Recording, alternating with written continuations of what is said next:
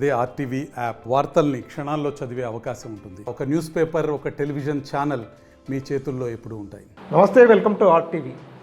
Parliament ఎన్నికలు సమీపిస్తున్న నేపథ్యంలో ప్రధాన పార్టీలైనటువంటి బీజేపీ, కాంగ్రెస్, బీఆర్ఎస్ మూడు పార్టీలు కూడా వేగం పెంచాయి. ముఖ్యంగా చూసుకున్నట్టయితే మహబూబ్ నగర్ పార్లమెంట్ స్థానంపై అన్ని పార్టీలు కూడా ప్రత్యేక దృష్టి సారిస్తున్నాయి. సీఎం రేవంత్ సొంత జిల్లా కావడంతో కాంగ్రెస్ పార్టీ మరింత దూకుడుగా ముందుకెళ్తున్నటువంటి పరిస్థితి. ప్రస్తుతం మనతో పాటు మహబూబ్ నగర్ పార్లమెంట్ ఇన్ఛార్జిగా ఉన్నటువంటి కాంగ్రెస్ పార్టీ నాయకులు సంపత్ కుమార్ ఉన్నారు. అన్న నమస్తే. ఎట్లా సాగుతుంది? కొత్తగా మీకు పార్లమెంట్ ఇన్ఛార్జ్ బాధ్యతలు అప్పచెప్పారు, సీఎం సొంత జిల్లా. సో ఇక్కడ గెలిపే లక్ష్యంగా ముఖ్యమంత్రి రేవంత్ రెడ్డి సైతం డైరెక్ట్గా ఎన్నికల రంగంలోకి దిగి సమన్వయ కమిటీలతో కూడా సమావేశాలు ఏర్పాటు చేస్తున్నటువంటి పరిస్థితి. ఎట్లా నడుస్తుంది ప్రచారం కావచ్చు, ప్రజల నుంచి వచ్చే స్పందన కానీ ఎట్లా ఉంది? మీరు ఉపోద్ఘాతంలో చెప్పినట్లు మూడు పార్టీలు దూకుడుగా వేగంగా అంటారు. వేగం లేదు, టైర్లు లేవు. ఎక్కడ వేగం? అది ఎత్తిపోయిన పార్టీ, జాకి పెట్టి లేపిన లేజన్ పార్టీ, అది ఒకటి అయిపోయింది. రెండోది భారతీయ జనతా పార్టీ.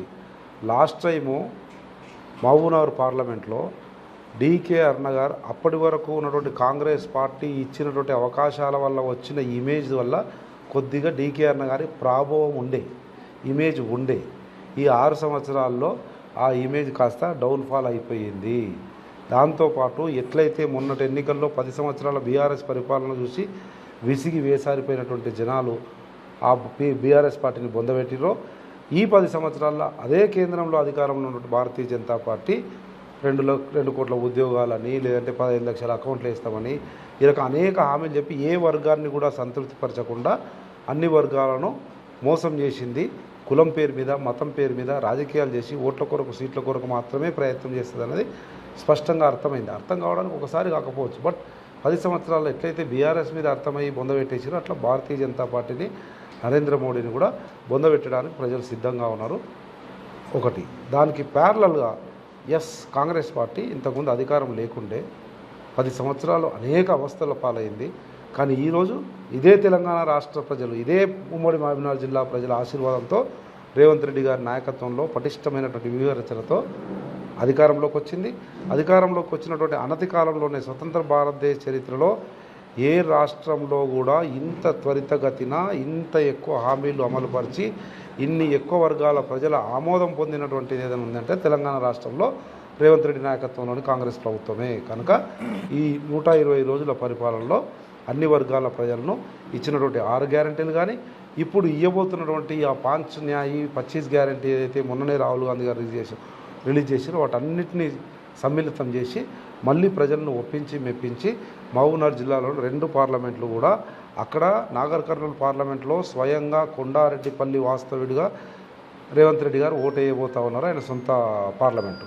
ఇక్కడ మహబూబ్ నగర్లో ఆయన ప్రాతినిధ్యం వహిస్తున్నటువంటి కొడంగల్ నియోజకవర్గం ఈ పార్లమెంట్లో ఉంది కనుక ఇది కూడా ఆయన సొంత నియోజకవర్గం. ఎనీయో ఉమ్మడి మహబూబ్నగర్ జిల్లాలో 2 పార్లమెంట్లు సునాయాసంగా కాంగ్రెస్ పార్టీ అభ్యర్థులు, ఇక్కడ వంశీచంద్ర రెడ్డి, అక్కడ మల్లురవి గారు గెలవబోతా ఉన్నారు. ఈ విజయము సుస్పష్టము, దాంట్లో ఎటువంటి అనుమానం లేదు. సో డీకే అన్న గురించి మీరు ఇందాక మాట్లాడుతూ గతంలో ఆమె కాంగ్రెస్ పార్టీలో కొనసాగింది కాబట్టి 2nd పొజిషన్లో వచ్చింది, ఇప్పుడు ఆ పరిస్థితి ఉండదని మీరు అంటున్నారు. కానీ డీకే అన్న మాత్రం చాలా స్పష్టంగా చెప్తుంది, అప్పటికప్పుడు నేను బీజేపీకి వెళ్ళిన, అప్పటికి కూడా చాలామంది డీకేఆర్ అంటేనే హస్తం గుర్తు అనేటటువంటి అపోహతో వంశీచంద్రరెడ్డికి ఆ మాత్రం ఓట్లు వచ్చాయి. కానీ ఇప్పుడు అట్లా కాదు, గడప గడపకు డీకేఆర్ అంటే బీజేపీ అనేది స్పష్టంగా తెలిసిపోయింది. ఈసారి ఖచ్చితంగా గెలిచి తీరుతూ ఉంటుంది. మీరు అన్నది 100% వాస్తవము. డీకేఆర్ నమ్మ చెప్పింది కూడా వాస్తవమే. ఏమని? గడప గడపకు అర్ణమ్మ తెలిసింది.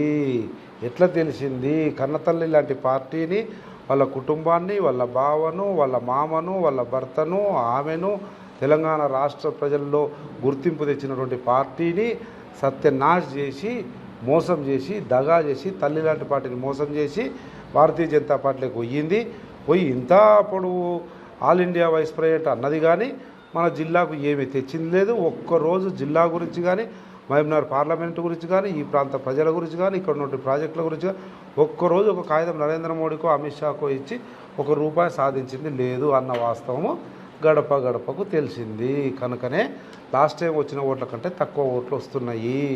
కనుక గౌరవనీయులు డీకే అన్నమ్మ గారు కలిసి మేము శాసనసభలో పనిచేసినాం. వంశీ, నేను, అరుణమ్మ గారు. కనుక వారి మీద ఉన్నటువంటి గౌరవం కానీ వారి వయసుకున్నటువంటి గౌరవానికి కానీ చెప్తా ఉన్నాం. అటువంటి భ్రమల్లో ఉండక తల్లి. ఇంతకుముందు నేను చెప్పిన భారతదేశం మొత్తము తెలంగాణ రాష్ట్రం ఎక్కడ పోయినా రాజకీయాల్లో ఒక తరం నుంచి అధికారం అన్నది ఒక తరం నుంచి ఇంకో తరానికి బదలాయింపబడుతున్నటువంటి ఒక సంధికాలం ఇది. ఇక్కడ రేవంత్ రెడ్డి వచ్చిండు, కేసీఆర్ పోయిండు, ములాయం సింగ్ పోయిండు, అఖిలేష్ వచ్చిండు, రాహుల్ గాంధీ వచ్చి ఈ రకంగా ఒక జనరేషన్ నుంచి ఇంకో జనరేషన్కు అధికారం ఆలోచన విధానం ఓటర్లది జనాలది కూడా మారింది.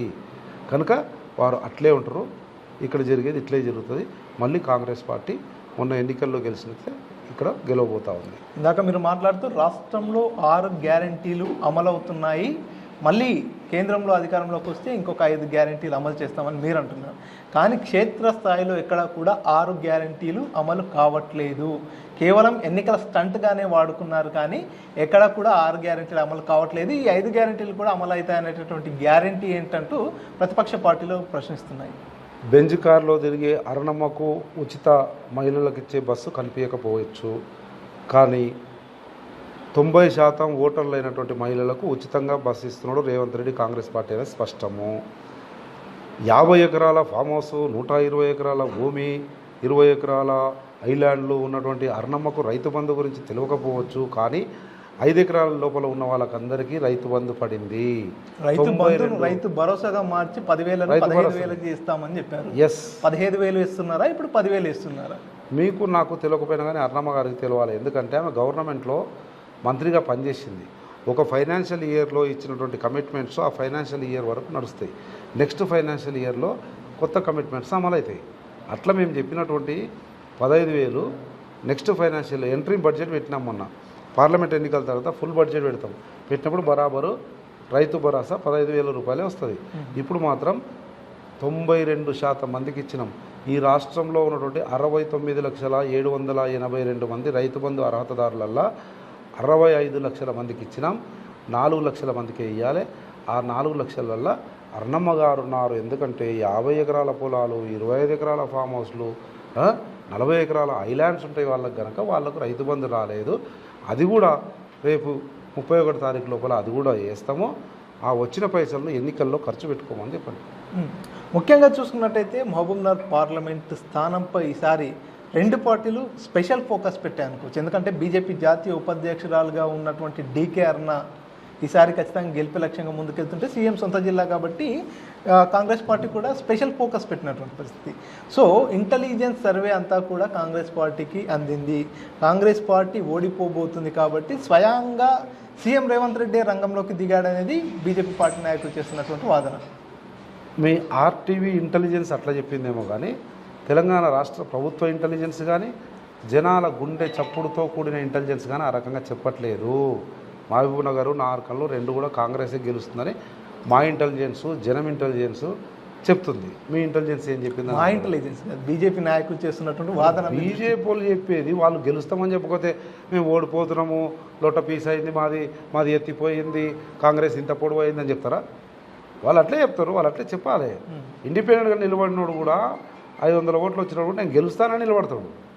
అట్లా ఎవరైనా కానీ నిలబడే పోటీదారులందరూ కూడా అట్లే అనుకుంటారు. కానీ లాస్ట్కు జూన్ 4వ తేదీ తెలుస్తుంది. నాగర్ కర్నూలు పార్లమెంట్ అభ్యర్థిగా బరిలో ఉండాల్సిన మీరు మహబూబ్నగర్ పార్లమెంట్ ఇన్ఛార్జి బాధ్యతలుగా ఉండడం బాధ అనిపిస్తుందా, బాధ్యతగా ఉందా? కాంగ్రెస్ పార్టీ ఏ బాధ్యత ఇచ్చినా ఆ బాధ్యతను సమర్థవంతంగా నిర్వహిస్తా అన్న నమ్మకం, విశ్వాసము అటు ఖర్గే, రాహుల్ నుంచి మొదలు పెడితే మా కేసీ వేణుగోపాల్ మొదలు పెడితే ఇక్కడ ఈరోజున్న పీసీసీ ప్రెసిడెంట్ సీఎం అయినటువంటి రేవంత్ రెడ్డి గారికి ఆ నమ్మకం, విశ్వాసం ఉంది కనుక నాకు బాధ్యత ఇచ్చారు. దాంతోపాటు మీరు అనుకుంటున్నారు పార్లమెంటు పోయింది కదా ఇంకేమైందని. పార్లమెంట్ కంటే ఇంకా పెద్దది రావచ్చు. రేవంత్ రెడ్డి గారు, ఖార్గే గారు, కాంగ్రెస్ పార్టీ అంతకంటే పెద్దది ఇవ్వచ్చు. కాంగ్రెస్ పార్టీ ఏ బాధ్యత ఇస్తే ఆ బాధ్యత నిర్వర్తించుకుంటూ పోయేటోని. నేను ముందే చెప్పిన పార్లమెంట్ ఎన్నికల్లో ఇచ్చింటే నిలబడుతుంటే, రేపు అసెంబ్లీ పార్లమెంట్ ఎన్నికల తర్వాత ఎంపీటీసీ ఎలక్షన్లు ఉన్నాయి, తర్వాత సర్పంచ్ ఎలక్షన్లు ఉన్నాయి. సంపత్ కుమార్ని పోయి ఆడ ఎంపీటీసీ నిలబడి ఎంపీపీ కాపో మీ ఐజలా అంటే అదే చేస్తాను. కాంగ్రెస్ పార్టీ ఏం చెప్తే అది చేస్తాను. కాంగ్రెస్ పార్టీ ఇది ఏమనేది ఇది చేస్తున్నా. రేపు పొద్దుగాల ఏం చేయమంటుందో మీరే చూస్తారు. కాంగ్రెస్ పార్టీ సంపత్ కుమార్ను ఉన్నత స్థానంలో ఉంచబోతా ఉంది. మీ ఆర్టీవీ ద్వారా చెప్తున్నా, రాసుకో. కోడ్ అయిపోయిన తర్వాత నీవే చూసుకో. మరి మీరు మీ సొంత నియోజకవర్గం అలంపూర్ అంటే నాగర్ కర్నూలు పార్లమెంట్ పరిధిలోకి వస్తుంది.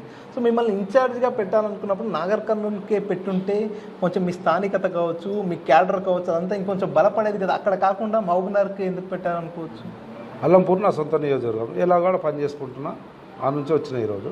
అది నా కాన్స్టిట్యూన్సీ. అది కాకుండా నా పార్లమెంట్లో మల్లురవి గారు మా జాతి అగ్రజుడుగా 2 సార్లు పార్లమెంట్ సభ్యుడిగా పనిచేసినటువంటి అపారమైనటువంటి అనుభవం ఉంది. కాంగ్రెస్ పార్టీలో 24 గంటలు తెల్లార్లు ఎప్పుడు ఎక్కడ ఏ అవసరం ఉన్నా కాంగ్రెస్ పార్టీ పటిష్టత కొరకు పనిచేసినటువంటి నాయకుడు. ఆ నాయకుడికి ఇప్పుడు ఇస్తాము, నీకు వయసు ఉంది అని చెప్పారు కనుక ఆయనకే ఇచ్చిర్రు. ఆడ కూడా పనిచేస్తున్నాను. ఇక్కడ పనిచేయడానికి గల కారణం ఏంటంటే నేను గర్వంగా ఫీల్ అవుతున్నా. మీకు తెలుసలేదో, ఈ నియోజకవర్గానికి ఎవరుంటారండి ఇన్ఛార్జి? తెలంగాణ రాష్ట్రంలో 17 నియోజకవర్గాలకు అందరు మంత్రులు ఉన్నారు. 2 నియోజకవర్గాలకు ముఖ్యమంత్రి ఉండే ఇన్ఛార్జు, చేవెళ్లకు మహబూబ్నగర్కు. ముఖ్యమంత్రి ఇన్ఛార్జ్ ఉన్న మహబూబ్నగర్ సంపత్ కుమార్కి ఇచ్చారు. అది గొప్పతనమా, ప్రమోషనా, సంతోషపడన్నా మీరే ఆలోచన చేసుకోండి. నేను అలంపూర్లో పనిచేస్తున్నా, నాగర్కర్లో తిరుగుతున్నా, మల్లురవిని గెలిపిస్తున్నా, అలంపూర్లో కూడా మహబూబ్నగర్లో కూడా ఇక్కడ నేను చదువుకున్నా. ఇక్కడ పాత ఎంపీగా ఉన్నటువంటి విఠలరావు దగ్గర ఉన్న సన్నిహిత సంబంధాల వల్ల 7 అసెంబ్లీ నియోజకవర్గాల్లో నాకు విస్తృతమైనటువంటి పరిచయాలు ఉన్నాయి.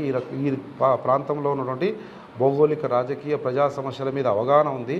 వాటి గురించి ఏ రకంగా స్పందిస్తే ప్రజలను ఆకట్టుకోగలుగుతామన్నటువంటి అవగాహన ఉంది. కనుక ఈడ కూడా పనిచేయమన్నారు. ఆ రకంగా నా సొంత నియోజకవర్గము, నా సొంత పార్లమెంటు కాకుండా ముఖ్యమంత్రి బాధ్యత వహించినటువంటి పార్లమెంటే నాకు ఇచ్చిరన్నప్పుడు ఎట్లా భావించాలి? గర్వంగా భావిస్తా. కాంగ్రెస్ పార్టీ ఏది ఇచ్చినా చెప్తున్నా, రేపు సర్పంచ్గా చేయి అంటే చేస్తా. That is my commitment towards my party.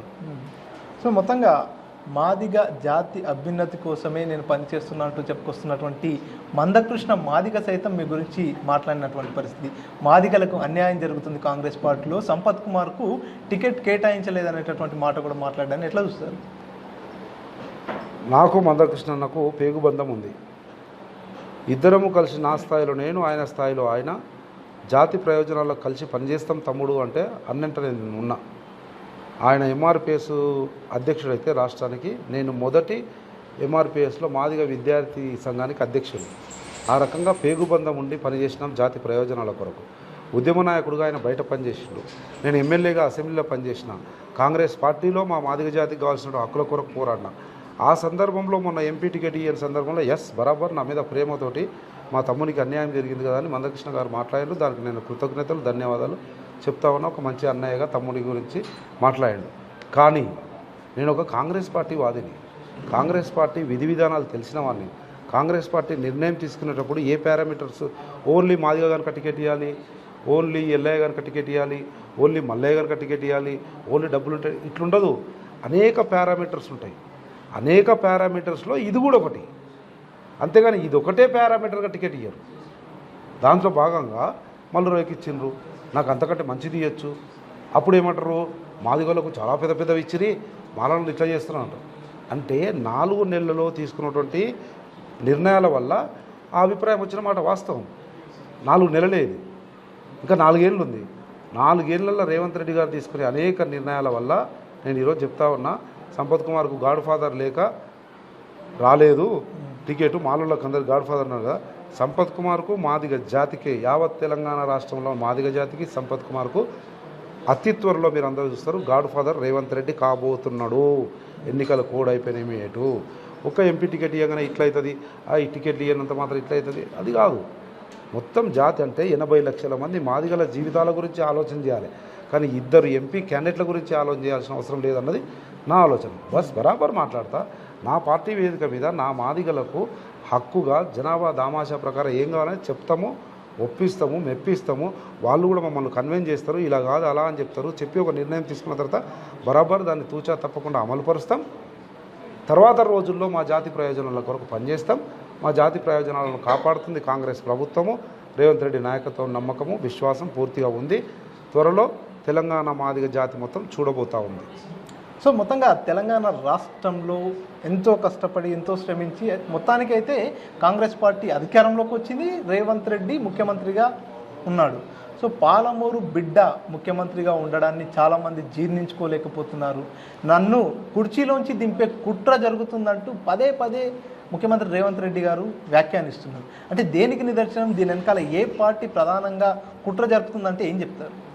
A party లేదు, కుట్ర లేదు.